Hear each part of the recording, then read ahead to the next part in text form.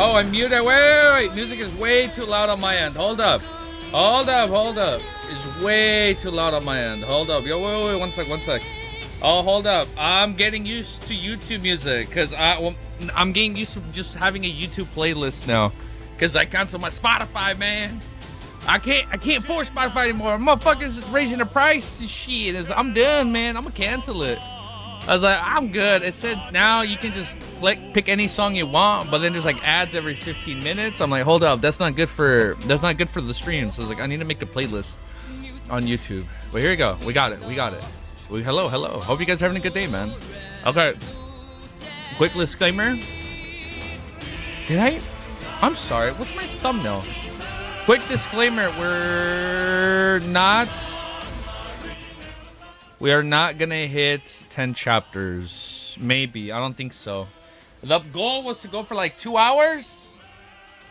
I know, but we're gonna see how far we get in 2 hours. So we're gonna lock in, okay? Let me just change the thumbnail. Give me a sec. Just changing the thumbnail. Oh, what the fuck? It's my old thumbnail. Hold up, let me fix this. Give me a sec. Why can't I find it? Where the fuck is it, man? Did I not save it? I don't have my own thumbnail, bro. Fuck is this? Give me a sec. How's it going? Wait, new profile? Yeah, we changed it. We changed our profile picture. Just a little bit. I have the old one still. But I was like, let me just try this one for now. Hey, man, hope you guys are having a good day. I'll be honest, man. I'm feeling a little sick. I'm not going to lie, man. We ain't going to sugarcoat it. I'm feeling a little bit sick. So that's why I delayed stream by like 2 to 3 hours. Normally, we would have been done with stream by this time. But I was like, I'm going to be chilling for a little bit. Just relaxing. Hello. What's up, Seth? I was going to be chilling for a little bit. I was like, let me do this for now. Hello. What's up, love? Hello, Sunny. Wait, I gotta watch my own ad just to make sure it updated. I think it updated. Yeah, we're good. The only thing I need to make sure I do is... I need to make the... Yeah, it's AI. I'll be honest, it is. I just wanted to see how... I know, how dare you? I just want to see how to come out. I just want to see how it'd come out with the red moon in the background. Removing the fan art for AI. No, I'm gonna put the fan art back. Can't stay but enjoy reading. Boycott. No, I just wanted to see how it looked with the red moon in the background. I don't know. I think I'm gonna change it back. Unsubscribe. No. Clankers love SMH. Nah, don't worry. I'm gonna put the old one back. I just wanted to see how it'd come out. And it feels weird. I'll be honest. It feels weird. Well, we'll put old one back. All right, let's get reading. We got 2 hours. We got 2 hours, man. We got 2 hours to read. Let me do this a little bit. Okay, we're good. All right, like the red moon, just add behind the actual fan art. Yeah, I think that's what I'm gonna do. What I'm gonna do, I just need to find a picture of the red moon. Okay, it was kind of scuffed. Fall into the, no, not the AI. No, don't worry. We're gonna take it off. Wait, hold up. What I originally tried doing, I took a picture of a red moon and then just put the fan art over it.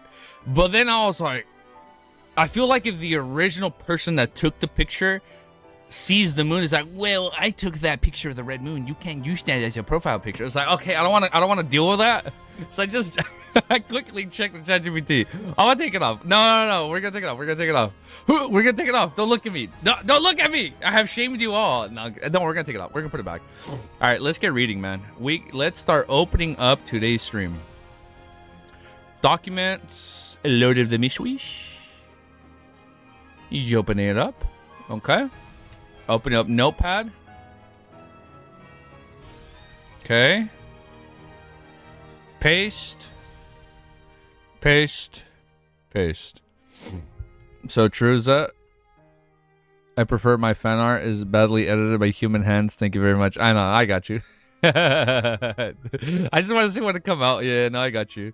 He's gonna get stalked and limited by a secret organization made of artists. It's like, how dare you? It's like, how dare you change it? I know. No, we're gonna put it back. I just want to see people notice. You guys notice super fucking quickly. Yeah, I'm telling you, man. I took a picture of a red moon. Look, look. You guys want to see what I was originally doing it? Like, hold up. I will literally show you guys what I did right now. Hold up. Let me show you what I did.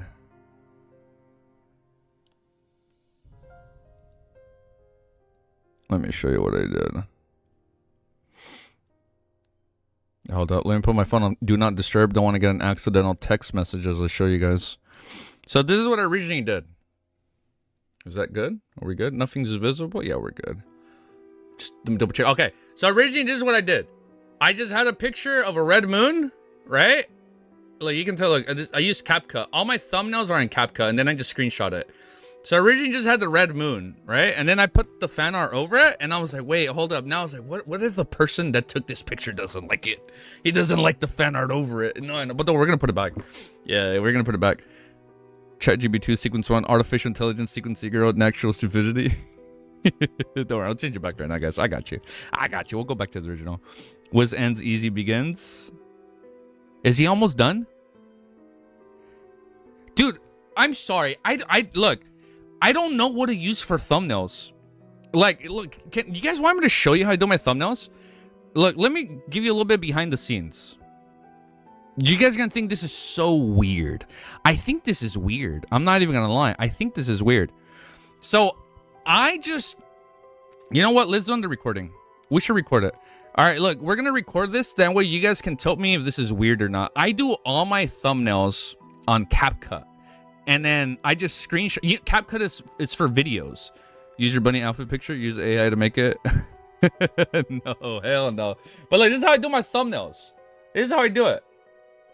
I just do this. I put all my thumbnails on a picture, and that's it. That's how I do my thumbnails. I don't know if that's weird or what, but like, that's it. That's how I do my thumbnails. I put everything on CapCut, and then I literally just screenshot it, and then that's it. I don't know if that's weird or what. I did the same thing when I made videos. Yeah, it's like, I don't know how, because I don't have time to do thumbnails on my computer. And it's just quicker on my phone. Yes, it's weird. We've told you before. All right, man. Let's get back to reading. Are you guys excited? Improvise, adapt, overcomes. I don't know, man. It's like I can't do the thumbnails for my phone. I'm for my computer once I leave, since I got to do other stuff. Big YouTube content, definitely, man. It's not. Look, man. One day I will improve and actually do thumbnails on my computer. Because I don't know, man. I feel like the quality on the thumbnails, they're kind of scuffed. I'm not gonna lie. They look a little bit scuffed. I literally did the same thing in the past. Okay, all right. See, I'm not the only one that's done that. I just put everything on one thing.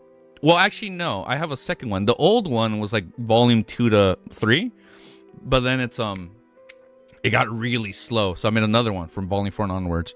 You go into 12:23. At least we're gonna go for like 2 hours. You can save the pic rather than crop screenshot. Oh.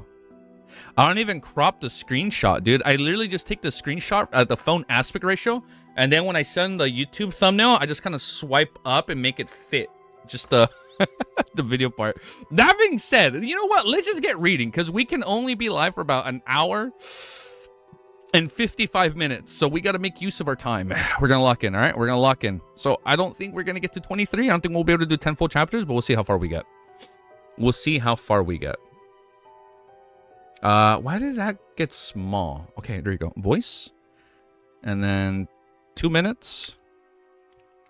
5 seconds. All right. Wait, what the fuck? I put the wrong... I copied and pasted the wrong thing. I copied the YouTube chat. So you guys can see it on screen? Nope, that's the wrong thing.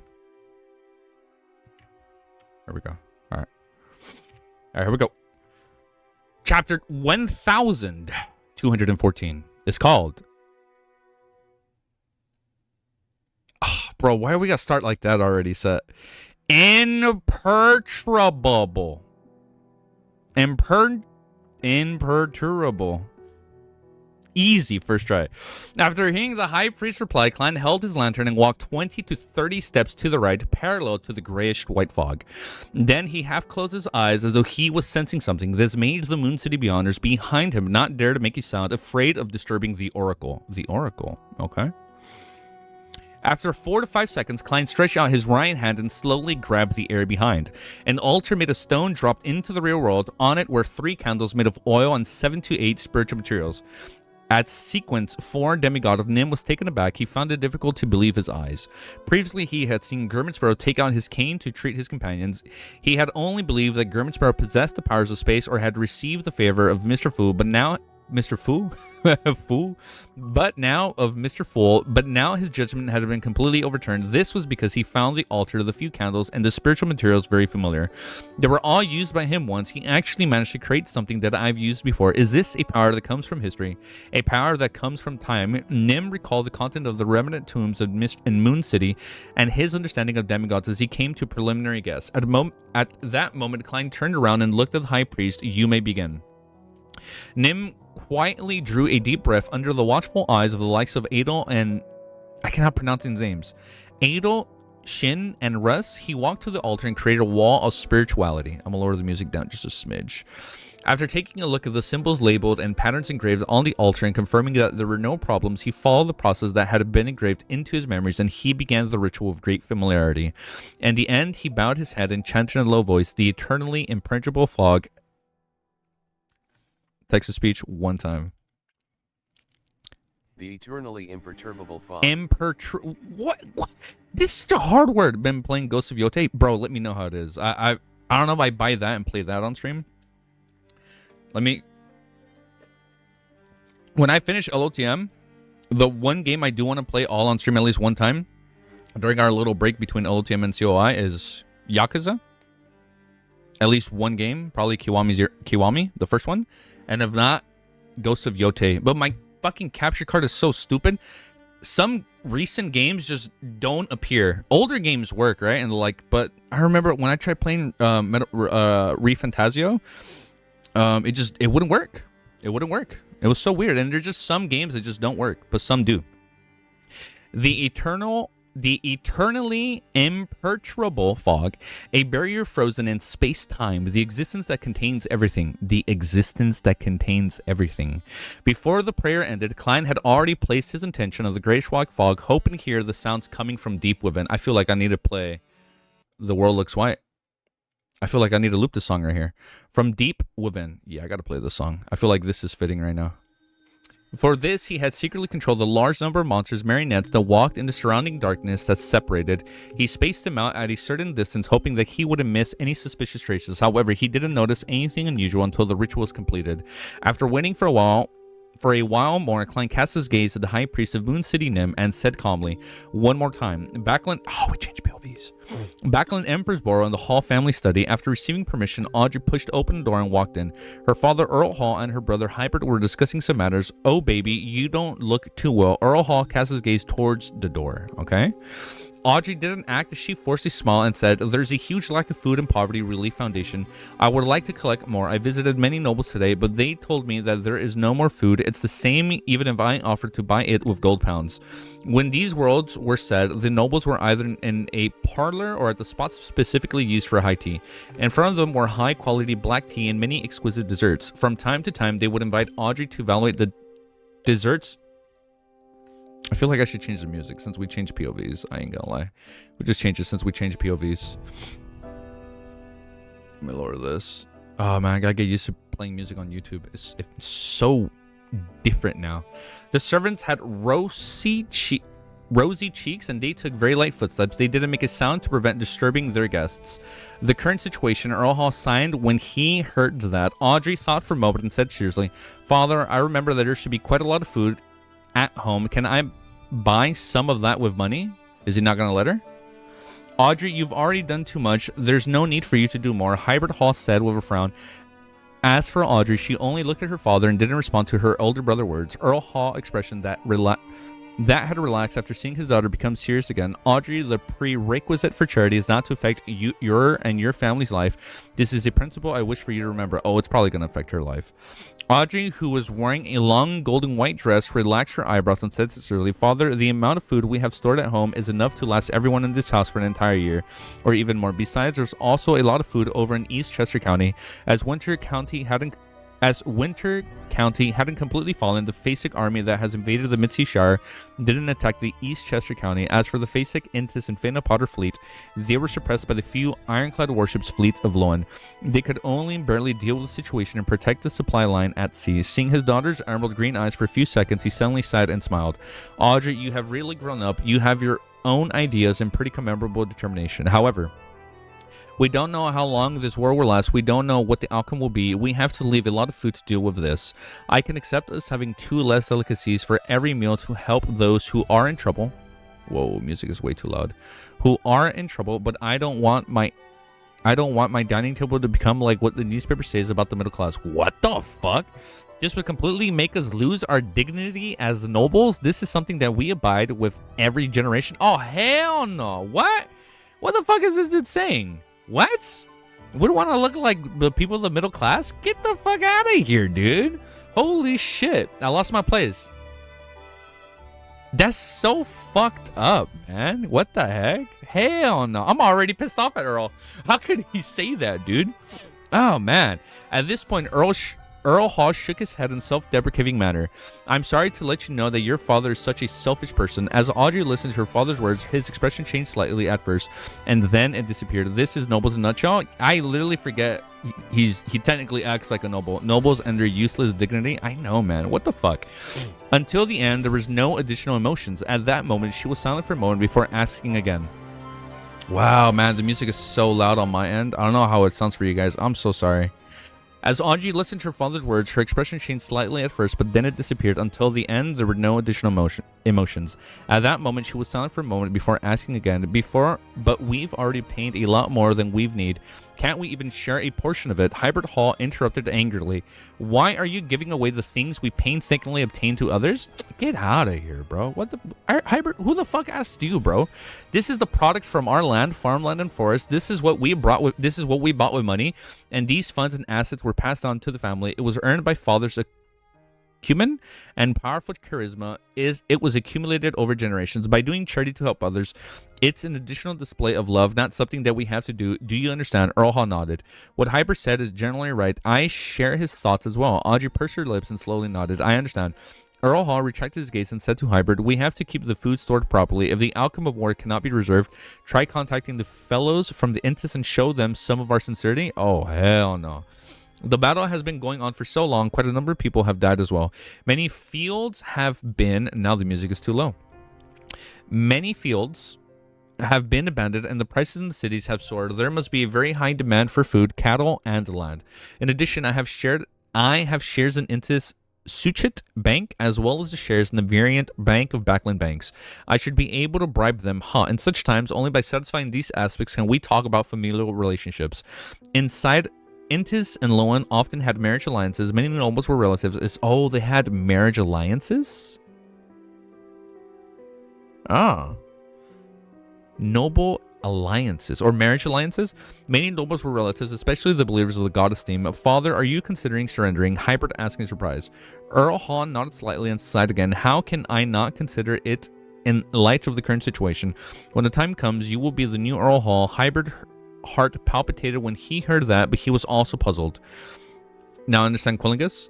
What about your father? Earl Hall replied with a bitter smile. Both your mother and I are devout believers. We have a certain status in the church. When Loan falls and the church is destroyed, the outcome will not be good if we're still unwilling to step down. At this point, he comforted his eldest son. As long as the Hall family is still around, the aristocratic title is still theirs. We won't lose much of our core assets. We won't be in such a miserable state for our advanced years. Remember to prepare a secret prayer room for us at home after you convert your faith to the god of steam. As the two of them conversed, Audrey, who was wearing a long golden white dress, watched quietly from the door. She was listening quietly, her green eyes shimmering like gems. After repeated attempts, the projection of the altar vanished. The high priest of Moon City, Nim... Okay, we're back at Moon City. Nim said to German Sparrow, who was holding a strange lantern in deliberation, it looks like it won't work today, okay? We can try it tomorrow. It won't last more than 2 months.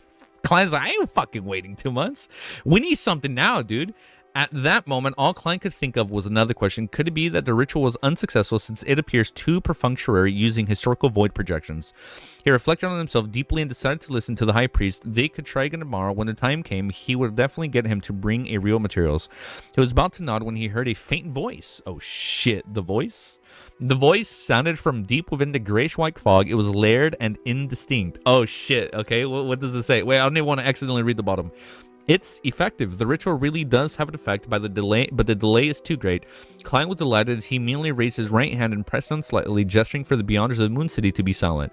He immediately held his breath and focused on listening. The voice that echoed within the grayish-white fog seemed to come from many different sources. Okay, more than one.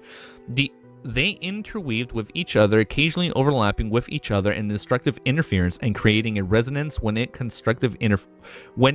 constructive interference.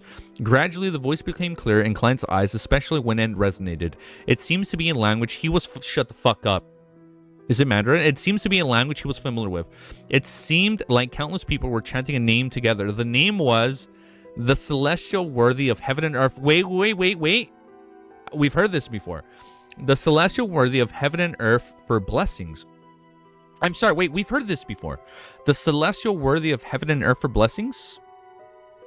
The fog is talking?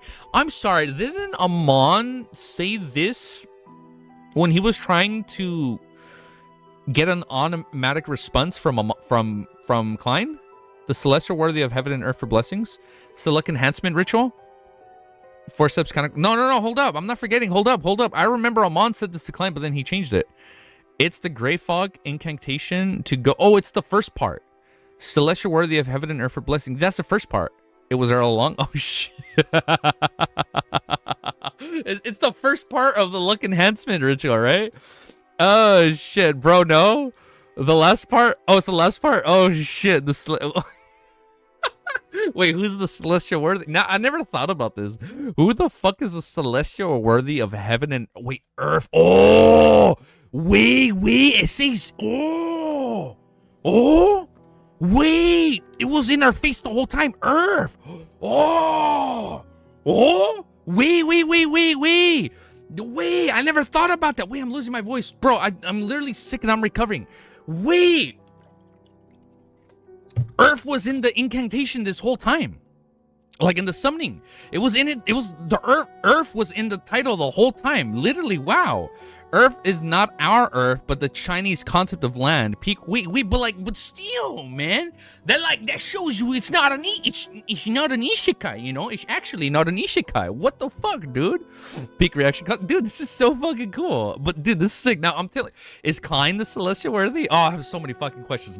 It's not his time yet. Okay, chapter 1215. It's called Not Time Yet. Yellow and Black. Do you guys remember the song Black and Yellow? Oh man, that song takes me back. Oh man. Okay, let's fucking keep reading. Oh, this is so good. I'm getting a little shaky right now. No, the earth and heaven and earth does not refer to our planet. I mean, we can also... Somebody said... Who said it earlier? Was it D? Oh, no, yeah. D, yeah.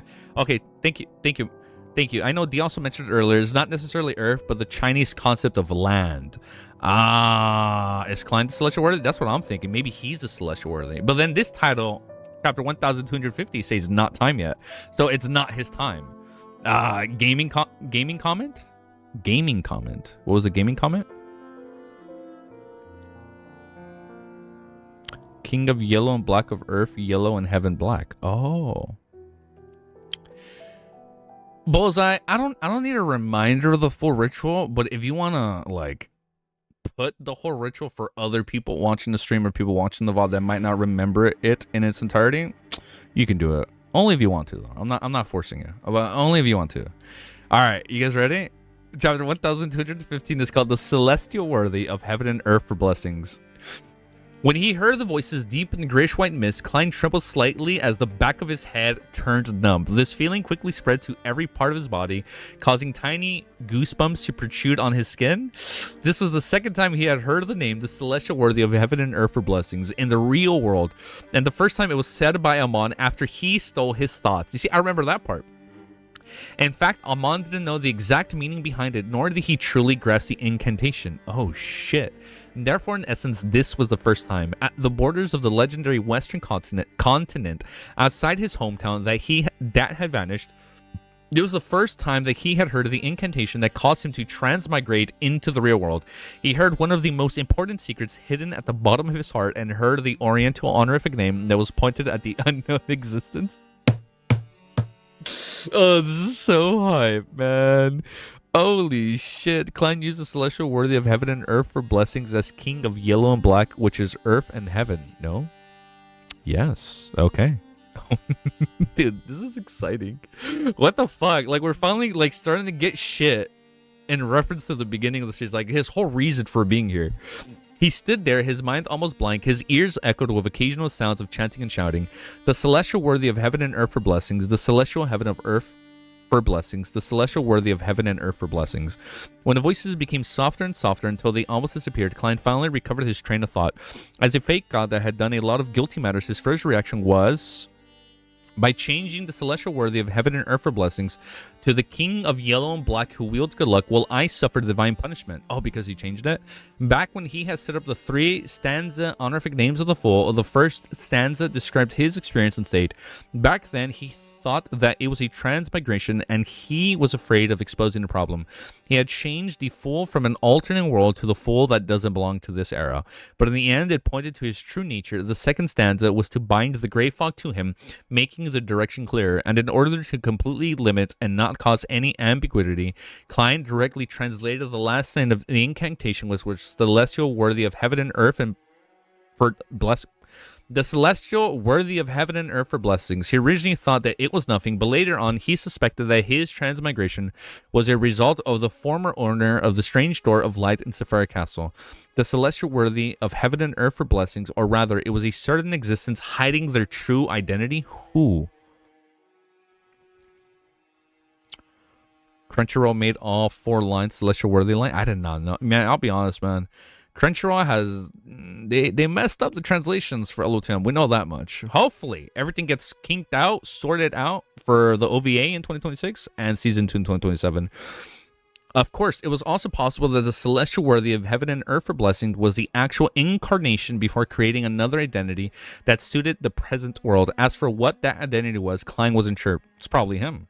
This was because he had never heard the honorific name of celestial worthy of heaven and earth for blessings elsewhere in the real world. And therefore, although there were suspicions and fear present, he didn't actually pay too much attention to it. It seems like he was already used to it. However, at that moment, the words "the celestial worthy of heaven" and I have not said the celestial worthy of heaven and earth for blessings this much in one chapter. It's been a cool minute. Were like salvos that kept blasting at his heart, bombarding his mind, causing all the concerns and fears that he had accumulated in his subconscious to surge out. Let me raise the volume. After regaining his composure, he began to force himself to use his rationality to think about his current situation. And this chanting hidden in the grayish-white fog, or is it from the vanishing western continent? From the vanishing western continent. Asia. I already thought that this fog's color and state is very close to the one below Sephira Castle. Its power comes from history. One has to have the correct powers over time to open it. Queen of Calamity Kohanim once said that the Western continent would definitely reappear at the dawn of the apocalypse. The dawn of the apocalypse. Dawn, light. Volume 6, Light Seeker. Okay, hold up. In other words, only by pushing time towards the temporal node would... Okay, hold up. Big brain. In other words, only by pushing time towards the temporal node would the grayish-white fog come alive. Only then would it be possible to use the corresponding incantation to open it. Okay. Oh, it's a little bit... Yeah, be careful. Sorry. No, I didn't know. If you said something unknown, I didn't read it. No, I didn't read anything. If there was like a slight spoiler, don't worry. I didn't read anything. Incantation to open it. That person... Let me lower it just a bit. The person who made the Western continent vanish, seal it, or created protective quarantine is the celestial worthy of heaven and earth for blessings. The existence suspected to be the previous owner of Sephira Castle. What if it... What if it's Klein this whole time? And he just like actually is reanimated, or like it's his second attempt. He just doesn't know it and doesn't know it. to be the previous owner of Sephira Castle. According to all the clues, Sephira Castle and the rest were left behind by the original creator. They were created by the various parts of his body or something that he personally created. The celestial worthy of heaven and earth for blessings is equivalent to the former owner of Sephira Castle, and also equivalent to the original creator. Equivalent to the original creator? However, Sephira Castle existed only after the original creator split. Furthermore, the chants of the celestial worthy of heaven and earth for blessings only point to Sephira Castle and don't affect places like Chaos Sea. Also, the disappearance of the Western continent is definitely something from before the Second Epoch. As an ancient god, even Elf King Sonethrim was unable to return to his hometown. In other words, in the chaotic and crazy first epoch, or even before then, the original creator, the oldest one, has split into objects like KLC and Sephira Castle. More things happened before the ancient god were born. These matters caused the Western continent to vanish, the former owner Sephira Castle to disappear. Dude, what is this, man? Easy? What? Wait, what? Oh, it was equivalent. I'm fucking stupid. It was equivalent. Sorry, engagement bait. It was equivalent. I knew that. You can tell it's late for me, and I'm kind of my bad. I'm a little bit out of it right now. I would have been done streaming by now, getting ready for bed, but I was like, let me stream a little bit. The prophecy of the ancient sun god of the city of silver creator is also very interesting. It says that someone will walk out of this grayish white fog, so he sent people to stay in Moon City and guard this place. Strictly speaking, I actually come from the western continent of the grayish white fog. However, I left the western continent to enter Sephira Castle in a time long before the ancient sun god's prediction. Then I left the grayish white fog and was 1349 and found myself in Lowen. Oh my god. Yes, after going around in circles, I came here again and met with the people of Moon City. The ancient sun god's prophecy really has come true. It's just that the process is a little twisted and complicated, but the way it was achieved is rather unexpected. As he pondered, his mood gradually improved. This was because the situation of the scene and his spiritual intuition had told him that there were still civilizations in the western continent that were isolated by the grayish-white fog. Many people were still alive. This method of making the western continent vanish reminds me of the rituals for Miracle Invoker, as well as using the powers of space-time. Oh my god, okay. Like, am I reading a sci-fi now? Like, what is going to happen later on, man? I'm scared. They are mainly from the apprentice or the martyr pathway, so the previous owners of Sephira Castle, the celestial worthy of heaven and earth for blessings, corresponds to these three neighboring pathways. Okay? Klein reined in his thoughts, and he took 2 steps forward. He then turned and said to Nim and the rest, I heard the voice clearly. What are they saying? Nim's grayish-white eyes suddenly widened. His deeply pockmarked face filled with excitement. Adel Shin Wrestling Company had similar reactions, ones that were even more intense. Even their bodies began to tremble. This was a problem that had troubled the residents of Moon City for more than 1,000 years. Resolving this problem was as simple as escaping their current predicament. Klein took a deep breath and said in the tone of charlatan, They are praying to my lord. This was definitely not a lie. After all, as the fool, he had already gained initial mastery of Sephira Castle. The last sentence of his honorific name was the King of Yellow and Black who wields good luck, which was equivalent to the celestial worthy of heaven and earth for blessings, because that's what he changed. Got it.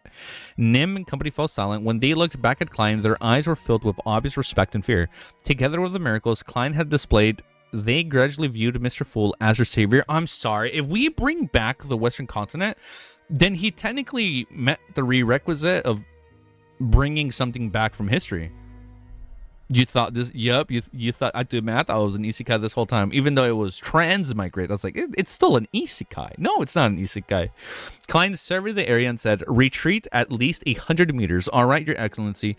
The High Priest Nim agreed without hesitation. After the Moon City's Beyonders had retreated to a sufficient distance, Klein reached into the void with his right hand and quickly dragged out another projection of himself as his actual body disappeared.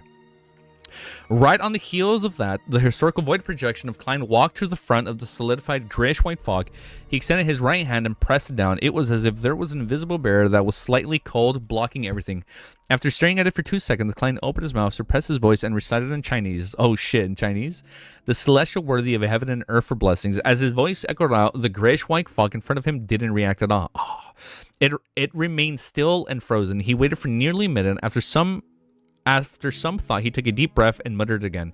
The immortal Lord of heaven and earth for blessings, the Sky Lord of heaven and earth for blessings, the exalted Thearch of heaven and earth for blessings, the celestial worthy of heaven and earth for blessings. This is the complete incantation? I don't remember this. 1, 2, 3, 4, 5 lines? This was the complete oh wait, no, it's the 4 lines. Ah, yeah, 4-line honorific. 1, 2, 3, 4. Got it. Okay, I remember that. That was mentioned. This was the complete incantation of the luck, the OG incantation. Got it. This was the complete incantation of the luck enhancement ritual. As the last word was said, Klein's right hand was pressing on the visible barrier, suddenly felt an obvious tremble. The grayish fog began to shake as though a boulder had been thrown into a lake. The ripples quickly spread, overlapping each other as they formed a door in front of him. What the fuck? A bolt of lightning streaked across the sky, illuminating the scene. Not far away, the pupils of the Moon City Beyonders widened as they were unable to shift their eyes away. Amongst them, the ones who arrived later felt their hearts waver after witnessing such a scene. They found it impossible to contain themselves. Oh man, what book you're reading? Man, I don't even know what I'm reading at this point. I don't even know what genre this is anymore. To them, this was undoubtedly a miracle. Klein held his breath as he waited for the door to take shape. However, the ripples finally calmed down. They were only a step away from success.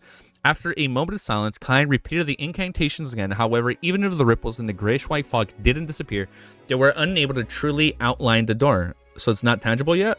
For a moment, he wanted to attempt with the complete ritual procedures. In other words, he would place 4 portions of the food and recite the incantations while taking 4 steps counterclockwise. But very quickly, he was amused by his idea, because by doing this, he would enter Sephiric Castle without opening the invisible barrier here. After exhaling, Klein took out a gold coin from the void and used divination to confirm that the effects of the complete ritual would be as he imagined. Okay, it really isn't time yet because the apocalypse hasn't dawned on us. Didn't they say it's for another 20 years? Klein looked at the grayish-white fog in front of him for a few minutes without any movement. When a bolt of lightning tore through the sky and illuminated his face, he turned around and walked in front of Moon City High Priest Nim. With a lantern in his hand, he said calmly, "It hasn't reached a correct point in time to open it." As he spoke in Revelation, there are more than a decade of waiting left. Without waiting for any response from the likes of Nim, Ada, and the rest, Klein pointed to a nearby darkness with an empty right hand. "I will be meditating here for some time. If you want to experience the radiance of the Lord's and listen to his teachings, you can come here anytime whenever the lightning frequency is high. I'll do a single purification and treat sessions every day at the time when the lightning is most frequent." He didn't attempt to get the residents of Moon City to convert their faiths, nor did he plan on heading directly to the city or ask any specifics. Information. Wait, my bad. I'm trying to get something.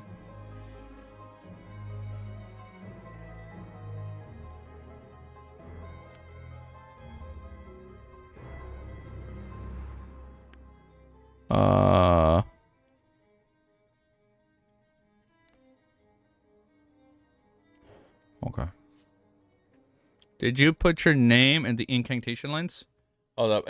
I want to add a little light, you know, just for a mood, just to set the mood.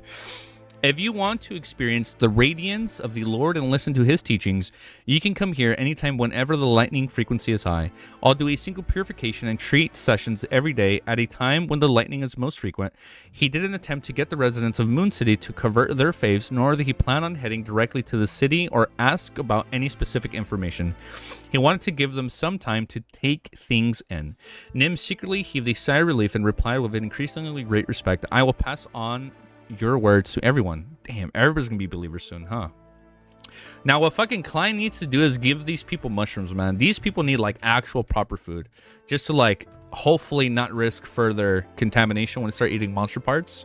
Damn, man. He got to get that shit, like, right away. Easy, you can do the ritual with 1 candle to pray to yourself. Oh, here we go. Oh, what if you think it fits if we leave it up here? How's my audio? Oh, shit, no, I can't.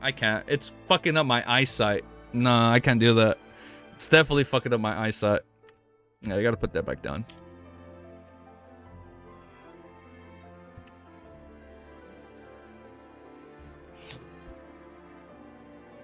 Yeah, man, I'm also kind of happy my Critical Role video did pretty good. I'm kind of happy it did good.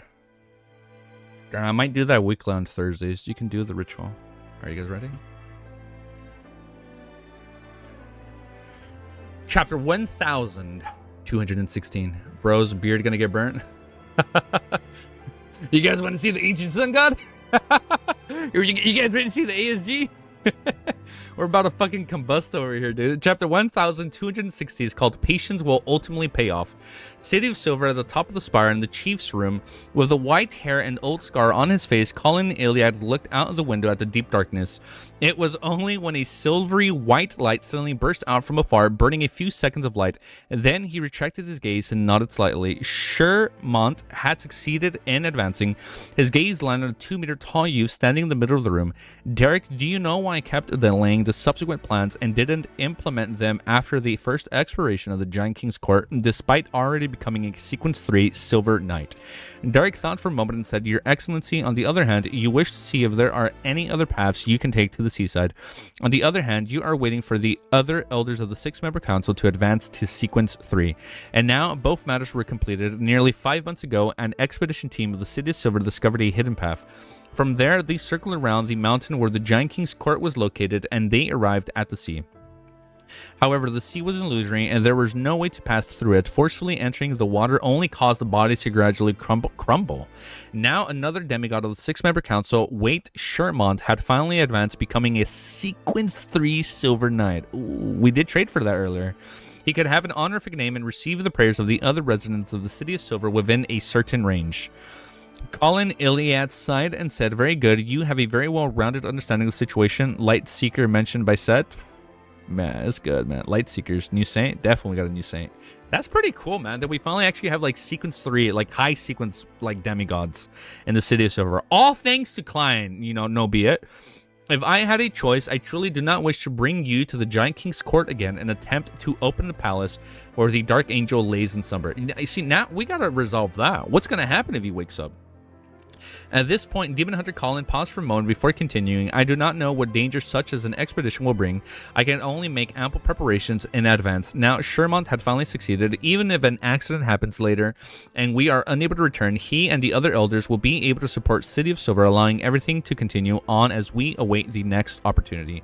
He sized up Derek for a few seconds before nodding in acknowledgement. Your growth is even better than I expected. If not for the fact that the Giant King's Court matter originated because of you, I'd really want to keep you in the City of Silver and be an understudy elder of the 6-member councils. Upon hearing this, Derek Berg replied without hesitation, Even if you wish to keep me here in the City of Silver, I would still apply to go. This was a glimmer of hope that he had seen. There was an opportunity in his heart that could save the City of Silver. He was willing to sacrifice everything for it. Colin Iliad gave a rare... He smiled. He gave a rare smile. Hello, Seth. What's up, Dr. Z? You are still too young. After you experience many things like me, you will understand that compared to drawing your sword and sacrificing your blood in the zealous fervor, enduring humiliation and helplessness and persisting in the darkness is even more difficult and painful. If you don't believe me, you can ask Shermont later. Ask him if he is willing to lead an expedition team to the Giant King's Court or stay in the City of Silver. He's like, hell no. Derek fell into silence, his mouth agape, but not a single word came out of it. Colin Iliad didn't continue on this topic and instead asked, Have you completely digested the Priest of Light potion? I digested it completely last week, Derek replied frankly. Last week I did it. Colin Iliad nodded and said, Have you gathered all the supplementary ingredients? Derek acknowledged tersely. I've gathered all of them. I'm just short of preparing the ritual. His ritual required him to extract the strongest emotions that he was unwilling to abandon before injecting them again after consuming the potion. After a few gatherings with the Terror Club, as well as Mistrust's private attempts, they had already come up with a well-formulated plan. He was to complete it by relying on his Sequence 4 manipulator's control and of his psyche domain and Mr. Fool's Angel's Embrace. Demon Hunter Colin didn't rush him as he calmly said, Don't be anxious, the second exploration of the Giant King's Court will still take some time, so we are going to go back. Until I become an unshadowed, Derek asked. Colin Iliad didn't deny it as he nodded slightly. I am also waiting for Lovia to become a Black Knight. Her ingredients and rituals have been prepared. I'm gonna lower the volume down just a smidge. Just a smidge. Upon hearing this, Drake immediately felt pressured. At the I gotta hurry up, bro. I gotta catch up to her. At the capital of the Roasted Archipelago, City of Generosity, bam, at the top of the bell tower of the City of Generosity, okay? The cardinals of the Church of Storms are the high-ranking decans of the Mandated Punishers, Sea King... Oh, wow, we haven't seen him in a while. Sea King John Coatman stood to be... He was also Sequence 3, right? King of the Five Seas? Sea King John Coatman, I think, was Sequence 3. Stood behind the railings, looking in the sea, which was no longer that blue. There was wreckage floating above it. Reading the captive of the novel for this information. Reading the cap 5 of the novel for this information. There was a wreckage floating above, burning with the remains of the ship. Humph, in my territory at sea, even a war bishop has to bow his head. The muscular demigod with a chiseled face retracted his gaze as he muttered. He had a head of dark blue hair and a pair of deep blue eyes that were as thick as a worm. He controlled the weather and sea around the Roasted Archipelago. Olger Wilson, who was standing beside the Sea King, didn't show any signs of frustration. He patiently waited until John Coatman turned his attention onto him. Now he raised the volume. Hold up, I gotta raise the volume. I gotta get used to adjusting the volume. The Spotify music, not the Spotify music, with the YouTube music. Coatman turned his attention onto him. Aside from most of the Beyonders of the Sailor Pathway, being bad-tempered, they often trembled in submission when facing high sequence Beyonders of the same pathway. This was a characteristic of a tyrant. I can loop this song for a bit. After muttering to himself, Sea King John Coatman finally cast his gaze at Olger, who was leading a pirate fleet. He said without any expression, "Your performance this time was remarkable. The Council of Cardinals has passed your review and has decided that I will preside over your advancement ritual." What the fuck? After receiving the item left behind by Queen of Calamity Coquetum, Olger found an opportunity to report the matter to Sea King John Coatman. Literally him, he's gonna help him. Apart from the two details that he had modified, he had given an honest account of the exploration of the Elven ruins from the time he had arrived in primitive forest of the Sonia Island. Firstly, he claimed that he had heard the Elven ruins as part of him taking the initiative to ambush the Phaeacian troops. They had specifically looked for suitable venue, and there were many sailors present to verify it. The second was to lessen the autonomy of the subsequent actions. He only claimed that he dreamed of a female high elf on the night of his exploration of the ruins. Nothing abnormal happened after he drank a glass of wine from her, so he hadn't paid too much of attention to it. When he came to the Roasted Archipelago and woke up on the night he fell asleep from, he suddenly realized that he had entered a magnificent palace at the bottom of the sea and had picked up a sparkling coral. Oh shit, that's fucking cool. You know what? Let me put this. Although many aspects of the evidence and physical evidence had indicated that Olger's description was real, Sea King John Coatman didn't fully believe. He was sent back to Pazu Island to be investigated by the Pontiff Guard II. With the help of Angel's Embrace, Olger looked like he was trembling in front of the tyrant's aura. Without holding back, he explained that he had developed a certain degree of ambition after meeting the female high elf in his dreams. For this, he had taken the initiative to head to the Roasted Archipelago in hopes of receiving her inheritance. But in reality, he had covered up the core secrets and the most serious problems. He used the method of confessing his ambitions to pass the investigation. As for the female high elf, whether it was a result of him having some elven blood, I keep forgetting he has elven blood, having some elven blood that a fortuitous encounter was given to him, or if she had any hidden motives, he claimed that he was unsure. He hoped that the Pontiff could figure out that answer to lessen his worries. Olger displayed his fear of the unknown, making the Cardinals believe that this was the main reason why he had reported the fortuitous encounter. This proposal was designed by Olger himself, but with Miss Justice's suggestions, it was tweaked to be more in line with human nature. So his thing wasn't in line with human nature. Of course, as expected, Olger didn't receive the advancement ritual. Instead, he entered an inspection period. The Pontiff of the Church of Storms, the grounded angel, had reinforced the seal in Olger's body, preventing the cataclysmic interior characteristic from seeping out for 2 years and affecting him. For 2 years? In the past half a year, Olger had led the pirate fleet and had been assigned to him. He had worked hard to harass the ships of Phasic and Phaenopotter. He had even participated in sea battles, taking great risks and making numerous contributions. This fully expressed his devotion to the Lords of Storms, as well as his submission to the orders given by the Church. Finally, after this roasted sea battle, the situation had escalated. His patience paid off as the Council of Cardinals acknowledged him. Olger took a deep breath and struck his right fist to the left breast, shouting loudly, "Holy Lords of Storms." Oh man. His agitation was half an act, while the other half had came from the bottom of his heart. This is because in the past half year, he had suffered quite a bit of pressure. Mam Hermit had already finished digesting the Mystologist potion and was preparing to advance to Sequence 3 Clairvoyant, and Olga's like, fuck, I'm waiting. Although Miss Justice had yet to fully digest the Manipulator potion, she had made significant progress. Furthermore, she was a complete rookie when she first joined the Terror Club. Now she had become a true demigod. She wasn't just a sequence higher than Olga, but a whole tier. Before long, the sun could advance to Sequence 4 Unshadowed and attain godhood. The Star had also finished digesting the Sequence 5 potion and had accumulated a significant amount of contributions. He was just waiting for the higher-ups to give him a chance. Miss Magician wasn't far from digesting her potion after traveling time and time again. Furthermore, her teacher had prepared the corresponding Sequence 4 Secret Sorcerer's ingredients for her. There was no need to mention the world Gurman Sparrow, even if he was suddenly, like, you don't even need to bring him up, he's just that good. Even if he were to suddenly inform them that he was an angel, Olga wouldn't find it surprising. This judgment... It's like there's everything's within his expectations when it comes to Gurman. Miss Judgment was currently a Sequence 5 disciplinary paladin. She was digesting the potion and was trying her best to keep up with everyone's progress. The Moon, who didn't like to work hard, became anxious as a result and was seeking to become a Sanguine Earl. Faced with such a situation as one of the most senior members of the Terror Club, Augur naturally didn't wish to be left behind. He desperately wished to advance to Sequence 4 and become a demigod. So many days had gone by, yet he suppressed his anxiety and patiently waited. There were 2 instances where he showed signs of losing control. Really? There were 2 instances where he showed signs of losing control, which required him to hire Miss Justice to treat him. And now he finally got the answer he wanted the most. He had passed the assessment and was to prepare for the ritual. Oh shit, here we go. Here we fucking go, man. Oh shit, Sequence 4? Sequence 4 Olga? Hey, get out of here, dude. Chapter 1217 is called The 5... I thought I said mushrooms. The 5 Mush and the 2 Rooms. It's a weird title, okay.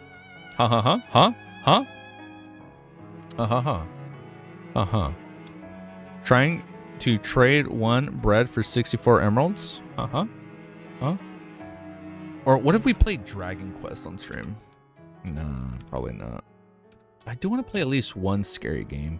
I need to play Alien Isolation this month, man. I need to play this game this month. I feel like I actually need to play this game. I need to play this game with you guys. Just because it's October and I feel like it's spooky season. Let's do this.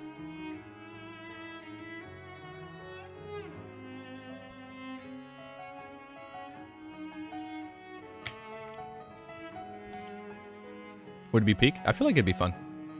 I couldn't get the game to run on my fucking controller for some reason. Sometimes just Steam does not pick up my controller inputs. I don't know what's going on. Everybody's saying, huh? I don't know. I don't know what's going on. All right, but next chapter.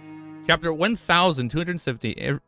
Yeah, you can tell I'm confused looking at chat because everybody's just saying, huh, ho, huh, And I'm like, what's going on? What I missed? It was like, did I say something or did the chat say something? Huh? I'll just ignore you guys this chapter. No, I'm fucking kidding. Chapter 1217 is called The 5 Mush and the 2 Rooms. Moon City. Many humans walked out of the buildings, which stood unusually sturdily despite having modeled surfaces. Some of them were obviously deformed, while others had already developed some abnormalities. The humans looked at each other and noticed some confusion on each other's face. There were still 2 to 3 months before the sun sacrifice. Why was the high priest summoning everyone to the square? Could something have happened? The residents of Moon City were filled with anxiety, fear, and confusion as they entered the only square from the very street. At this moment, the high platform was empty. The person who had convened them appeared to have not arrived. The residents of Moon City gathered together in a very ordinary manner according to their respective zones, and they discussed amongst each other in whispers. Why isn't the high priest here yet? Doesn't he like to wait and not want others to wait for him? What happened exactly? Why did he suddenly gather all the city residents aside from the guards? Oh, POV change. Amidst the voices at the top of the tower near the square, High Priest Nim leaned against the wall and looked at the square from behind the crystal glass with a twisted expression as he endured something. His grayish-white hair flared up as a bunch of short black hair grew on his face. His ribs and waist were squirming, forming a swollen patch. These abnormal changes would disappear and occasionally appear and disappear. It was as if he was suffering from relapses again and again. His entire being was sinister and terrifying. After about a minute, he finally calmed down. He let out a long breath and wiped the cold sweat on his forehead. Just now, he had been resisting the madness that had accumulated in his body. Poor Nim. In fact, no matter which beyond or path it was, the higher the sequence, the greater the insanity and inhuman inclinations one had. This gradually exceeded one's own humanity. One had to rely on external anchors to maintain balance. Normally, such situations weren't obvious in Sequence 4 and Sequence 3. At the levels of an angel, even if there were enough anchors to stabilize them, they would fall into darkness from time to time. In the negative and abnormal states, one had to endure and resist on their own, waiting for them to ease up. They were like a sacred and solemn existence who might appear unproblematic normally. They could respond to prayers, chant normally, and even joke. However, at times they could only hide in dark rooms and in the shadows. They tore off the surface of their skin, revealing a sinister side that showed signs of madness. As Nim often ate monster flesh, he had accumulated a lot of toxins, corruption, and madness. This forced him to endure such pain despite being a Sequence 4.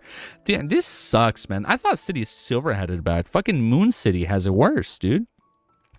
Of course, like, not only do you have to, like, live with whatever's in the Forsaken Lands, but you have it even worse, bro. Of course, those who didn't know the acting method and relied on time or luck to advance the Sequence 4 and Sequence 3 would also share the same fate.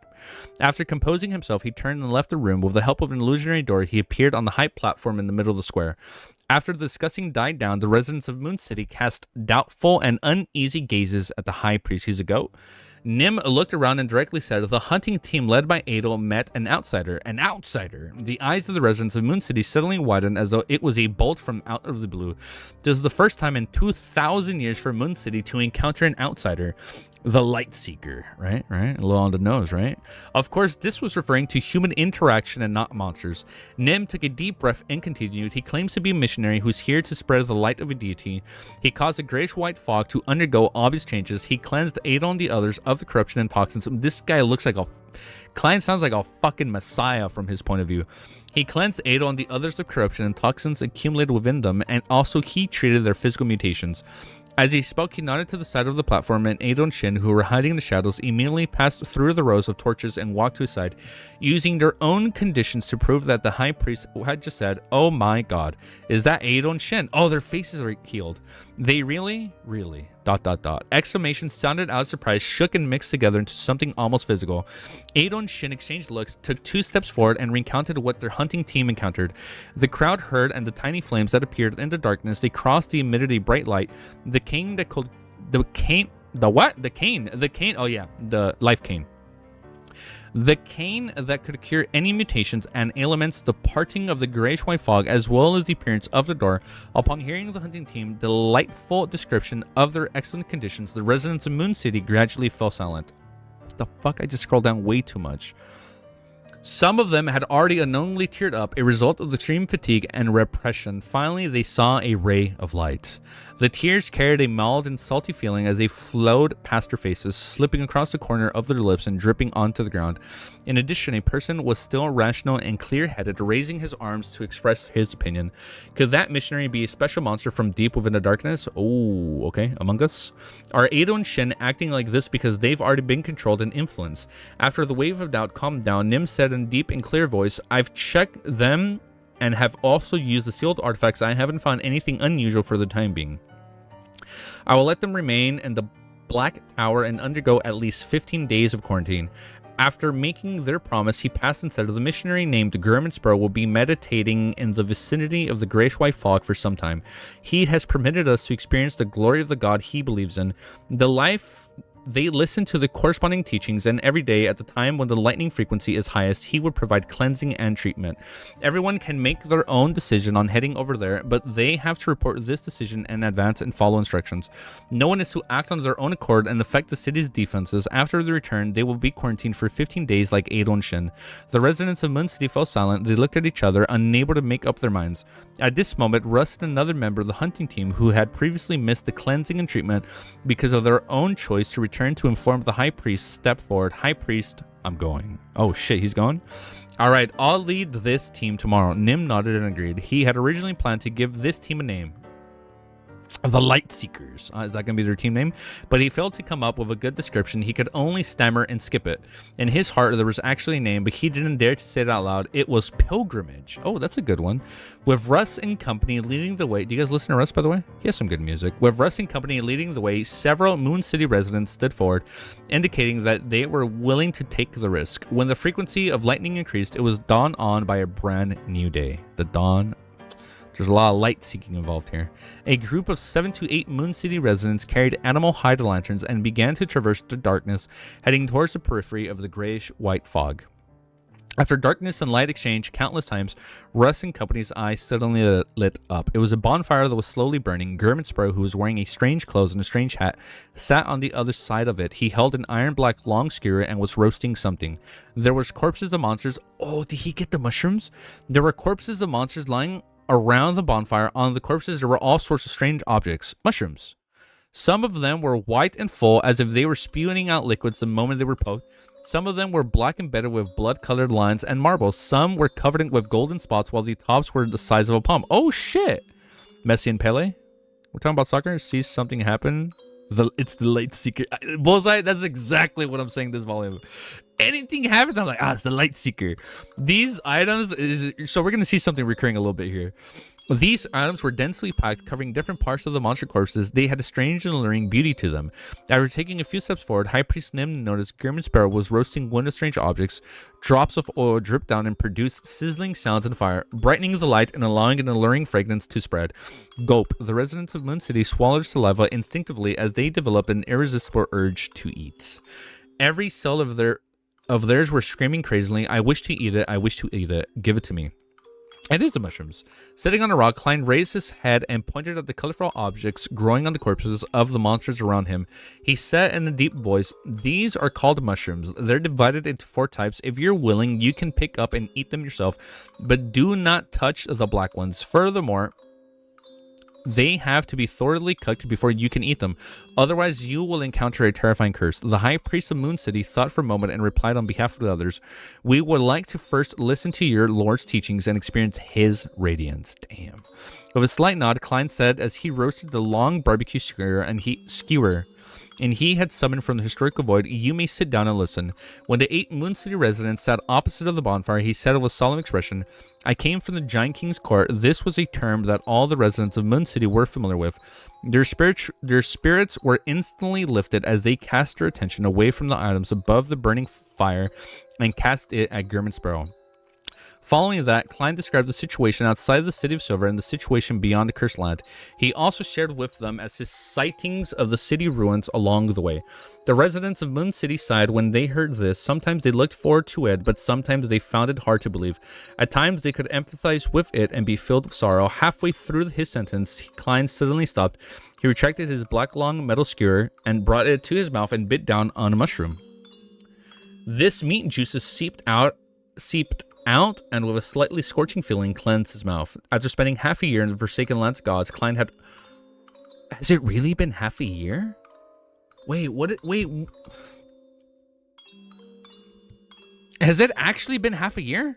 After spending half a year in the Forsaken Lands of the Gods, Klein had already overcome his disgust towards mushrooms. After all, the Nits was often tasked by him with things to do. He was unable to meticulously prepare food and sacrifice things for him. How did I forget this point? How did I forget it's been fucking 6 months? It was a mini time skip. What? Oh my god. When was the half time skip? It's like a time skip? Half a year? No, I know half a year is 6 months. Wait, guys, I know that part. I know half a year is 6 months. I know that part. I'm not that dumb, okay? I know that part. What I'm saying was, when was it mentioned that it was 6 months? That I don't remember. I know 6 months was mentioned prior. What? 6 months? Half a year? Ain't no way. During this period, he could only rely on mushrooms for subsistence. He closed his eyes in satisfaction and handed it over a long black skewer. He smiled and said, you can try some. High Priest Nim was still hesitant when Russ reached out his hand as he experienced his gratitude. He got a mushroom and put it in his mouth. He ate too quickly, so much so that his mouth was scaled. However, after expression twisted, it suddenly froze. Following that, his expression slowly relaxed as he gradually revealed a sense of intoxication, pleasure, and yearning. In the end, Russ, tearing Tears flowed out unknowingly as he muttered in a deep, choking voice. This is the best and most superb food I've ever eaten. Even though their taste for food has changed after generations, humans couldn't adapt to food of toxins and madness. They still yearned for sugar and fat. At that moment, all the residents of Moon City could tell that Russ was moved. Everybody knows? When he first met Moon City, dude? Thank you. Oh, it was mentioned in 1210? Okay, I just read that yesterday? The City of Moon. Oh, okay. Thank you. Okay, I'll go back and reread that part. Okay. Holy shit, I completely forgot it's been 6 months. I thought it's still been like a few weeks. Okay, thank you. All right, next chapter. 1218. Oh man, this is getting excited. Wait, hold up. Let me do my title in the meantime. I think the title today, it's either going to be the Messiah's Pill. I'll do the Messiah's Pilgrimage. I think that's a good title. Goat, frankly. I think the title for this VOD is gonna be the Messiah's Pilgrimage. By the way, is there any fan art? No, I recently watched the VOD, so it was easy to remember. Oh, thank you, man. Oh man, if there's any artwork sentiment, there has to be artwork on like Moon City and the people. Mushroom God? Which music is this? This is Vanitas. Yeah, Vanitas. If you just look up, it's called Vanitas No Charte. I'll just paste it right here in case you want to hear it unknown. The song is pretty good. Yeah, that's what it's called. All right, let's change this. Chapter 1000, as we repeat this music, and 218 is called. I was gonna say Vanitas, the name of the song. It's called Clue. Oh wow, wait, I didn't add Clue. Hold up. Sorry, awkward. Let me add Clue. Wait, I didn't even do my timestamp. 54 minutes. And we'll just round it out. Right here. We almost read without doing our timestamp. I caught that fucking quick. Oh, that wouldn't have been bad. Clue? Like Blues Clues? Do you guys remember Blues Clues? All right, chapter 1218 is called Clue. Give it a try to. Klein handed the iron black long skewer to the other residents of Moon City. Their throats bobbed up and down as they couldn't help but swallow another mouthful of saliva. However, they didn't immediately respond. All of them cast their gazes at the high priest, waiting for him to nod. In his animal hide clothes, Nim took out an item and looked like a magnifying glass with a handle. At a glance, Klein almost imagined that he had seen a molecule. Oh shit. He had seen a molecule. Oh shit, as I lose my place. I found my place. At a glance, Klein almost imagined that he had seen a molecule. This fright made his heart skip a beat. Thankfully, he managed to control himself and in time to confirm the details. Holding the metallic handle, he placed the glass object in front of his right eyes and observed Russ for a few seconds through the lens. After a brief silence, he put down the items and nodded at the other Moon City residents. People other than Russ finally reached out their hands and carefully removed a mushroom from the iron black long skewer and stuffed it into their mouths. The items that was void of nauseous smells and foulness made them instantly become intoxicated. Without caring about the scorching feeling in their oral cavities, they swallowed the mushrooms into their stomachs and instinctively reached out for another one. However, all the mushrooms of the iron black long skewer had already been distributed. Nim retreated his gaze from the iron black long skewer and waited for German Sparrow to continue explaining his experiences at the fool's teachings. Klein looked around and repeated the words he had previously said. The surrounding mushrooms can be taken at any time, apart from the pure black ones. In addition, they have to be fully cooked before they can be eaten. Otherwise, you will be cursed. The residents of Moon City no longer hesitated. They immediately stood up and chose the mushrooms that they had been longing for. With a glance, Klein added, when the white mushrooms are cooked, they easily split open and have liquids flown out. You need to prepare some containers or drink them once that happens. Without waiting for Russ and company to respond, he continued the topic that he had previously stopped mid-explanation. He went on until he mentioned that he heard the voices in the grayish-white fog chant Mr. Fool's honorific name. Damn. Seeing that High Priest Nim so absorbed by his tales to the point of being a little moved, Klein deliberated and said, there are still many ways to make the grayish-white fog react, but they are all related to my lords. This was a reasonable guess. This was because not only was there one hanging person, but there wasn't only one way to enter the world above the gray fog. If Emperor Rizal had brought the mysterious silver plate that he had replicated here, there was a high chance that the invisible barrier would produce an anomaly. Okay, what is that? Of course, the prerequisite was that the Emperor belonged to one of the 3 pathways of Seer, Apprentice, or Marauder. Seeing that there were no doubts from the others, Klein said warmly, according to my observations, there isn't only one Beyonder pathway in Moon City.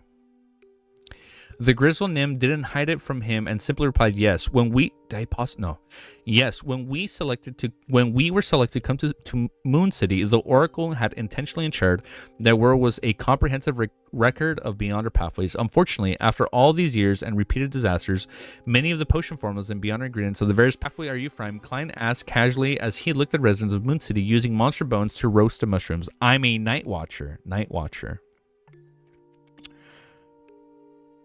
DSV is sleepless. French power. What pathway ability is that? French power? Using monster bones to roast the mushrooms. I mean Night Watcher, Nim said frankly. Sequence 4 Night Watcher of the Evernight pathway. Klein nodded slightly and asked, did anything unusual happen near the grayish-white fog? After pondering for about 10 seconds, Nim, with his marked face, said yes. Klein's heart stirred as he calmly said, what kind of abnormality was it? Nim glanced at the mushrooms that emitted fragrant smells, and he deliberated over his words. A small hill suddenly disappeared, leaving only a deep crater in the ground. There were no signs of explosion in that area, nor was there any soil scattered around. What's going on? That's a little bizarre. As he threw the mushroom roasts into the fire to turn them into fuel, the flames, Klein asked without any change in expression, did you investigate further? Yes, the High Priest of the Moon nodded and said, an investigation team encountered a demonic wolf there. A demonic wolf! Okay. That's good. I think we need that. It wasn't a demonic wolf that has already rotted or mutated, but the kind of demonic wolf from a long time that fits our criteria. From a long time ago. Demonic wolf. Klein didn't expect to hear such information. His pupils changed slightly and asked, what did the demonic wolf look like? Nim unconsciously took a deep breath and said, it's the same as the demonic wolf described in the ancient literature. Okay, sounds like we're on the money. But it's even bigger. Even though its 8 legs are on the ground, it's still as tall as 2 or 3 people combined. That sounds scary. Its fur wasn't pure black. It extended a dark and deep feeling. Its eyes were very strange. The black pupils took up a large part of the eyes. Also, there was a tuft of gray short hair on its head. This isn't... Wait, hold up. Now we have battle music playing. We don't need battle music right now, so we're just gonna repeat this. This isn't the dark demonic wolf quarter. It actually comes from the far east of the forsaken lands of the gods and wasn't involved in an anomaly. If the power of the Western continent's disappearance really comes from Sephira Castle, it would still be quite normal for it to attract the mythical creatures that correspond to the Miracle Invoker. Okay, that makes sense. Klein frowned slightly and said, it didn't attack your investigation team. No. Klein had deliberately used it instead of he to prevent frightening the residents of Moon City. In his opinion, it's very easy for the Dark Demonic Wolf Quarter to wipe out the investigation team. It didn't even need to pay a huge price to turn the city into his marionette's kingdoms, yet the mythical creature had apparently spared Moon City. Yeah, why? If not for the spirit body threads that he had seen in advance that had confirmed their conditions, Klein would have suspected that they were only talking to a few marionettes. No, it left in a hurry. Nim replied, this doesn't match the suspicious and cautious nature of the dark demonic wolf. What frightened him so much that he fled in such a hurry? What the fuck? He didn't even have the time to silence the people who saw him, or rather, there's something special about the people guarding Moon City under the ancient sun god's revelation. And unless it's necessary, the dark demonic wolf wouldn't attack them. Klein continued without any change in his tone. Did it leave any tracks? No. Nim firmly shook his head. Other than the hill turning into a deep crater, we didn't discover anything unusual. As his thoughts raced, Klein tried to ask from another angle.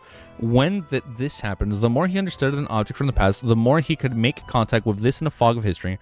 After some thought, Nim said, 2 years ago, 2 months, and 10... Damn, that's pretty spot on. The more he understood an object from the past, the more he could make contact within the fog history. When did this happen? After some thought, Nim said 2 years ago, 2 months, and 10 days. For someone that can't keep too accurate track of time, wow, I can't speak. For someone that can't, for someone that doesn't see light and day, he's pretty accurate, saying 2 years, 2 months, and 10 days. He immediately explained, there are too few things worth recording. It left a deep impression on me. 2 years ago, 2 months, and 10 days ago. Currently, it's September 8th, 1351. And subtracting the time, that would make it June... Wow, he is so good at doing math. I wouldn't even be able to do that. I wouldn't even be able to do that on the spot. it would be June 28th, 1349. This Klein's right hand. I'm sorry. Is that the date? Sorry. This is the day he fucking transmigrated. It was 1349 June. Oh my god. Oh my god. That's the day he transmigrated. Wait. Wait, what? It would be June 28th, 1349. This Klein's right hand suddenly trembles slightly. What the fuck? I do need a calculator, but I know this much. That was the day he transmigrated. I also remember, thanks to the Donghua, because it came out on June 29th. Oh, man. Easy is going crazy, and the chat is found in Quazon. Coincidence? I think not. His peoples and his expression were normal, but there was a result of using his clan powers to control them. He remembered very clearly that on June 28th, 1349, he had transmigrated. It was the day he became Klein Moretti. It was the day he repeated the luck enhancement ritual and entered Sephira Castle. The abnormality here, the appearance of the dark demonic wolf, and the hastily departure of the mythical creature were all related to me. Holy shit. Dude, I don't even know what that is. Oh, a croissant. A croissant? Oh, you mean the croissant? Yeah, it's a croissant. I know, man. Dude, when I went to Europe, I started saying croissant instead of croissant. I know, man. It happens, man. A huge wave of emotion surged through his heart. For a moment, he couldn't find an explanation and pretend that nothing had happened. He thought for a moment and asked, did something similar happen in the past 2,000 to 3,000 years? No. Nim gave a clear answer. What about 208 years ago? Oh, when Roselle transmigrated. Croissant? I gotta shut up. I was so annoying with my traveling friends. They're like, bro, you gotta stop saying that. What about 208 years ago that anything special happened? Klein asked. That was a time when Emperor Rizzo transmigrated to this world. After hesitating for 2 seconds, Nim said, I can't tell you the answer. I need to go back and read the corresponding records. Thankfully, the information and documents in the past 3 centuries haven't been damaged. Okay, that's good. At this point, he added, my limited impression tells me that there shouldn't be anything special. If that's the case, then the cause of this abnormality was because I entered the world above the Great Fog and bound Sephira Castle to me. Oh, and because Rizzo didn't do that, Dark Demonic Wolf didn't do any response. Got it. Klein nodded slightly and didn't ask further. He simply said, tell me where the crater is. I'll be honest, I'm gonna go get a croissant after this chapter now. We're gonna eat one here on stream. If that's the case, then the cause of this anomaly was because I entered the world above the Great Fog and bound Sephira Castle to me. Klein nodded slightly and didn't ask further. He simply said, tell me where the crater is. By the time the High Priest Nim gave an answer, the mushrooms that the residents of Moon City had grilled could be eaten. Some of them took a small bite, and the white mushrooms that were scaled by milk inside, they couldn't bear to spit it out. Some chewed repeatedly, reminiscing over the faint sweetness. Some of them couldn't stop eating at all. Nim was taken aback by what he saw, as though he couldn't believe that these people were from Moon City. Every one of them was showing the conflicted looks of having cravings and being satisfied. Their expressions looked twisted, but they were brimming with pure joy. High Priest, try it as well. Russ, whose eyes were very close to each other, handed the mushroom covered in gold spots that emitted a unique and sweet fragrance to Nim. After hesitating for a moment, Nim carefully used a magnifying glass to take a look before taking the mushrooms and stuffing it into his mouth. In the next second, his expression changed slightly as he slowly closed his eyes. He had a taste of something similar. A taste of Deboness. Sorry, I couldn't help it. He had a taste of something similar from some mutated tree roots, but it wasn't as pure or memorable. After an unknown period of time, he looked at the indifferent Germansbrow and said with an abnormally sincere tone, Your Excellency, we would like to listen to Mr. Fool's teachings. I haven't had the time to make it up yet. However, as I'm getting closer and closer to being an angel, the corresponding matters should be prioritized. The anchors need to be prepared in advance. As his thoughts raced, Klein recalled what he had said when he had come up to reform the believers of the sea god. His expression quickly turned solemn as he raised his right hand and grabbed at the void. He pulled out a cross covered in bronze and sharp spikes. Following that, he pressed on his right thumb onto a thorn, letting the blood enter the unshuttered crucifix. The bronze green surface of the unshuttered crucifix quickly peeled off, revealing a body made of pure light. God said. Klein opened his mouth and said in a low voice as he raised the resplendent cross in his right hand a lot higher. Warmth and bright light, you say? Warm and bright light surged out of a tidal wave, instantly filling the surrounding area. The darkness and discomfort accumulated in the bodies of Nim, Russ, and company began to rapidly melt away.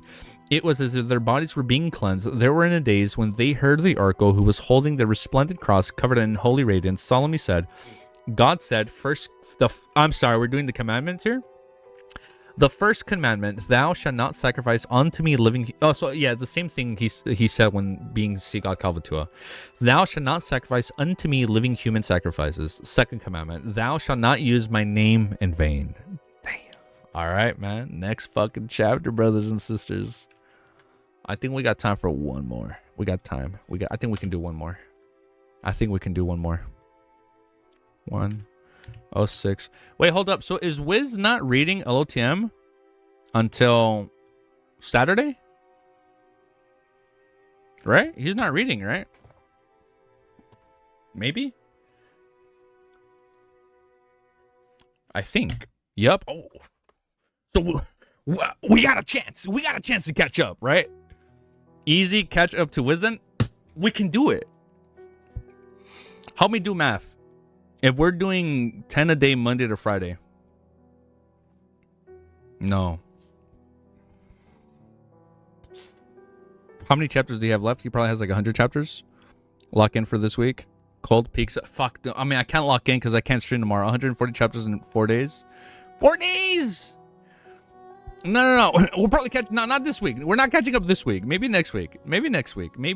Because I don't think he's going to be done in a week if he's only doing weekends now. I assume he has like 100 chapters left. And if he's only doing weekends, we have like... I feel like we have at least all of October. I don't think he's finishing LOTM in October. If he's going to finish LOTM, I feel like he'd finish LOTM like around November. If he's just reek on weekends now. So there's a chance we pass him. Not take it slowly. You will need it. No, I know. I'm taking it slow and chill. But there's chance. There's hope. There is hope at the end of the light. I wasn't even trying. Got to go. Wish everybody a nice day. Thank you, Seth. I'm the light seeker. I am the light seeker. I am here to pass Wiz if he's only reading on weekends. There is hope. Let's keep reading. Got to summon Eminem for the fast reading. Oh man, that'd be crazy. I remember trying to memorize Rap God when that shit came out. That shit is hard.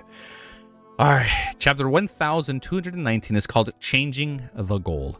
In the Fog Sea, which hadn't been engulfed by war, the future slowly began to sail towards the Berserk Sea amidst a convoy of ships.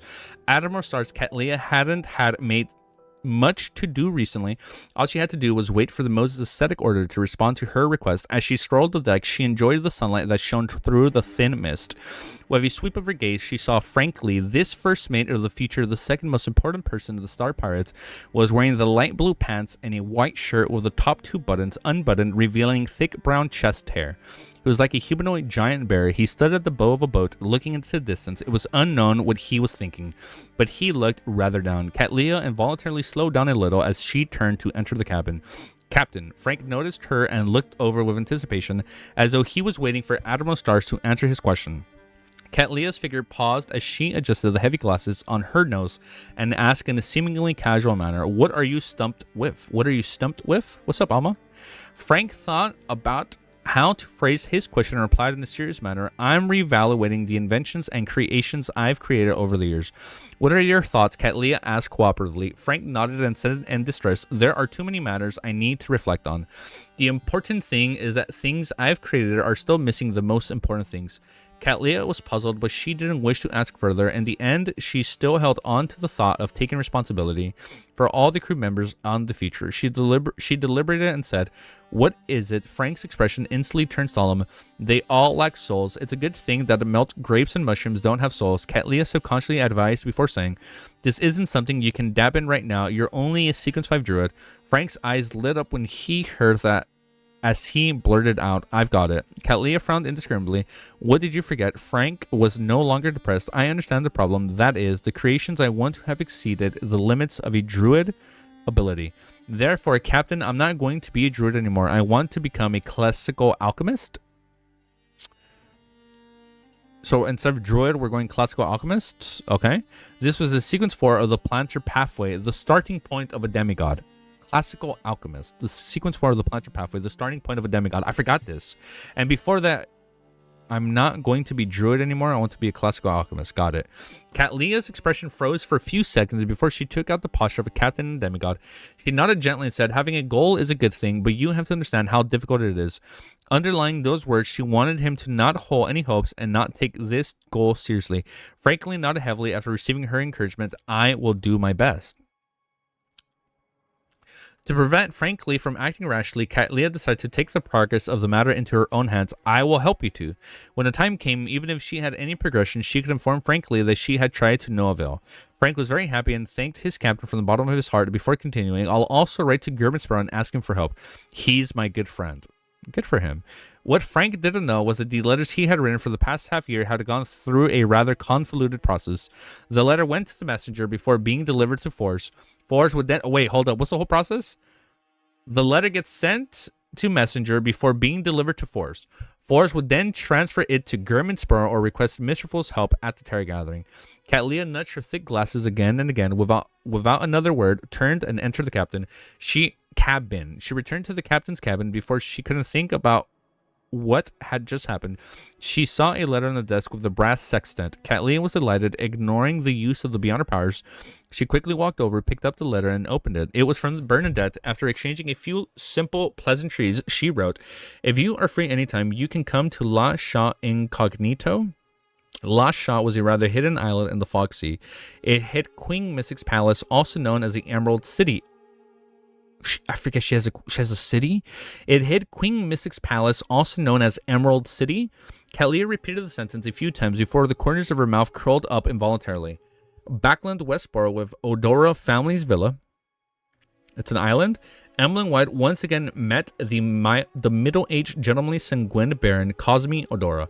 What did Lord Nib say? Emlyn controlled his emotions, trying his best to appear less eager.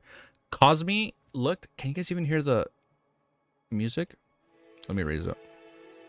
I feel like it's too low. Cosme looked at Emlyn's bright red eyes and said, he only wanted me to tell you the entire Sanguine race doesn't have any excess Earl bionic characteristics.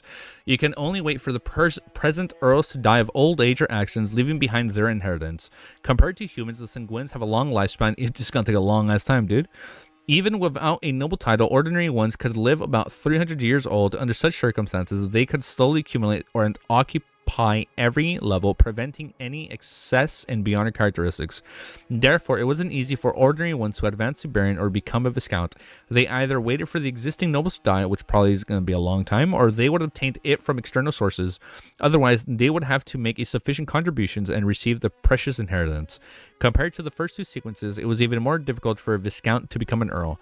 This was because being a Sanguine Earl meant that being a demigod and he could easily live for more than 1,000 years. Those Viscounts' descendants had to pass generations before they could wait for a chance of an Earl's passings.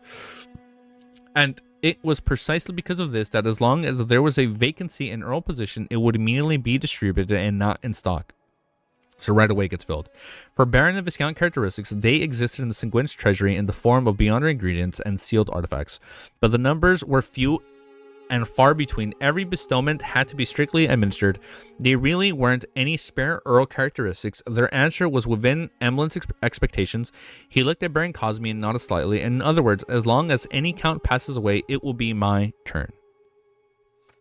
No, Cosme shook his head. Although you have contributed plenty, you haven't reached the first place on the waiting list. The fuck? Even after all that, you haven't reached first place on the waiting list. Okay, what's my ranking? Emlyn first frowned before relaxing his brows to prevent his eagerness from showing.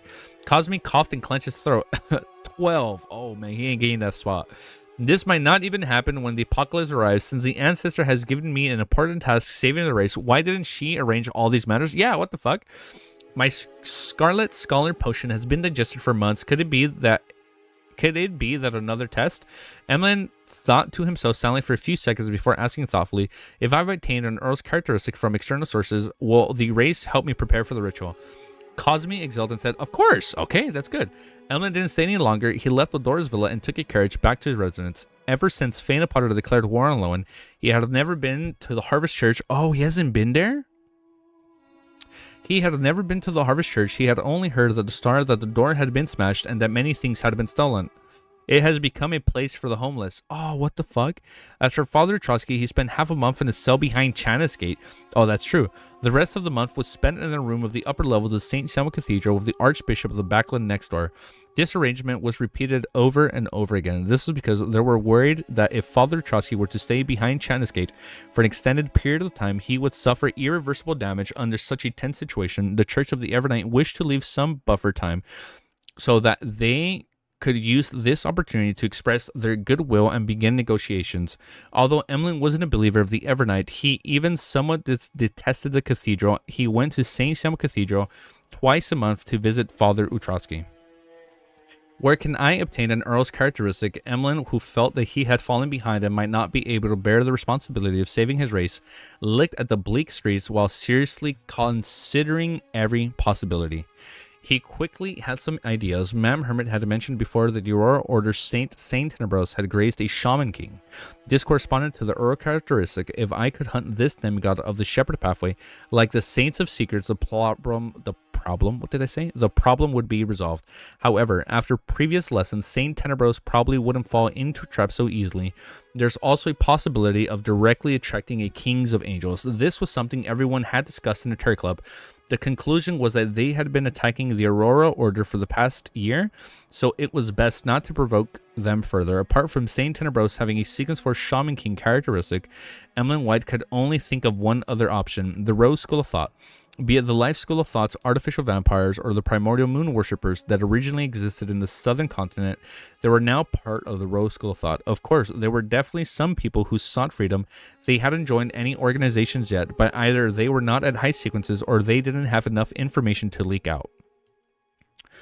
Upon thinking of the Rose School of Thought, Emlyn instantly recalled a person, Merrick. Merrick repressed the Temperance faction of the Rose School of Thought. It was a faction that resisted the Mother Tree of Desire. They also appear like they want to obtain something from the Rose School of Thought. Perhaps I can cooperate with them. Emlyn nodded slightly. Okay, that sounds like a fair trade. A number of residents in Moon City anxiously gathered at the entrance, casting their sights east from time to time. There were the relatives of the people who had previously been led by the High Priest. They were also the representatives of most people in Moon City. Finally, as the flames flickered, High Priest Nim brought Russ and company closer to Moon City, and Matt went forward and looked at his sister. He noticed that there were still traces of tears on her face. This Moon City resident, who wasn't deformed, could sense her brother's gaze. She couldn't help but open her mouth, tears streaming down her face. God, is he here to save us? She started to cry. She's crying? She started to cry. It was such a sad and free cry as she let out her emotions. Fuck, man. This is getting good, man. Oh, shit, a curtain? All right, man. I think tomorrow we'll be reading a curtain. Let me do my timestamp. We should be able to stream tomorrow. I think we'll be streaming. I think we can stream at the same time we went live today, and I think we'll be okay. 117. I need to change my sleeping schedule. Tomorrow will be peak. Let's go. All right. You guys are hyping me up. All right. Tomorrow we'll be streaming at the same time. We're probably only going to knock out like about the same chapter length, but you said you're not. Well, fuck it. We'll do it tomorrow. But we'll stream like the same time today, like an hour to 2 hours. I got you. All right. We're going to read tomorrow. You guys are hyping me up a little. It finally clicked that 8 chapters ago, they revealed that there was like a 6-month time skip. So I'm not going to stream at the usual time. I'm going to stream at this time. So right now when I end stream, I'll schedule it tomorrow for the same time we went live today, and we'll read about the same. 1, 2, 3. We read like about 5 chapters today. I think we can knock out 5 more tomorrow. 5+ more tomorrow. Yeah, so I gotta do something like around midday.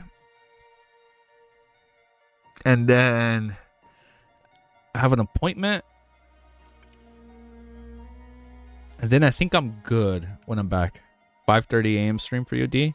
Yeah, it's probably going to be at 5:30 in the morning. I'll schedule it right now. Yeah, it's probably going to be an early stream. Yeah, so I'm sorry for you guys. It's not the usual stream time, but it should be good. I think it'll be good. That being said, we'll find out tomorrow. I need to change my... I got to ask you guys. I need help fixing my schedule. I either stay up later and wake up and I sleep in. We'll see, man. I need to fix my sleeping schedule. That's what I need to do. No, it's not my sleeping schedule I need to fix. I need to fix my schedule when I go work out, because my gym membership expired. I'm just working out in my other room right here. I got my weights. I got my workbench. My workbench. What is this? Like a video game workstation? I got my bench where I'm working out, and I got my pull-up bars. I got everything here, so I'm good now. But it's like I feel like if I just work out at night, I sleep in, I can still wake up somewhat early and maybe do like 30 minutes of Shadow Slave in the mornings. No, not a workout stream. No, man, I'd be too self-conscious for that. You know what? Maybe when I lose my weight, we'll do a workout stream. Hello. And you know what, Daniel? As you say hello, we have to say bye. That being said, I'm going to see you guys tomorrow. Same time. Peace. Easy hot tub stream. You know what, man? You guys want a fucking hot tub stream? We'll do a fucking hot tub stream. See ya. Yeah, no, I'm sorry you just joined, Daniel. Shit. No, I'm gonna let you go. I think what I'm gonna do right now, I'm gonna work out right now. Look, hold up. Well, hold up. Don't leave yet. Let me break down my schedule. This is what I've been doing when I was consistent. I wake up at 4:30 and I work out until like 6 in the morning. And then IRL from 7 a.m. to like 3 p.m. or like 6 a.m. to 4 p.m. IRL work, right? It's wake up 4:30 to 6, work out, and then we go to our 9 to 5. We get back, we stream for like 2 hours, and then my last 2 to 3 hours is like my last 2 to 3 hours is what's it called? My oh my god, I'm losing my train of thought. Is like my time. So now what I'm thinking is we switch it, where we stream, work out late, and then I sleep in a little bit. I wake up at 6 a.m. and then I read like 30 minutes of Shadow Slave from 6 to 6:30. Yeah, no, just my free time is so limited. I best I'm getting like 2 to 3 hours of... No, I'm getting like 2 hours of free time with streaming now. I think I can do that. So I think I work out right now. I think I have to work out right now. Then I turn off all my 4:30 a.m. alarms. Then I go live at... And then I just read like 30 minutes of Shadow Slave at 6 a.m.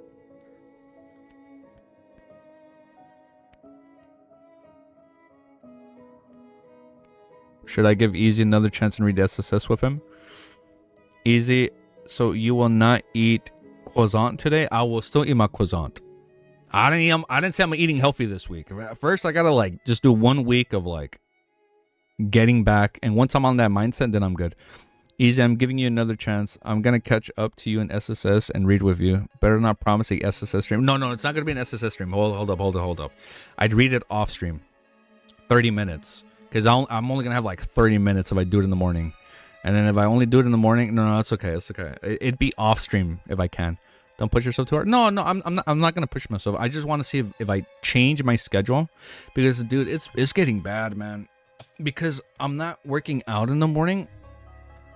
I'm not working out in the afternoon because we're streaming and doing all this other stuff.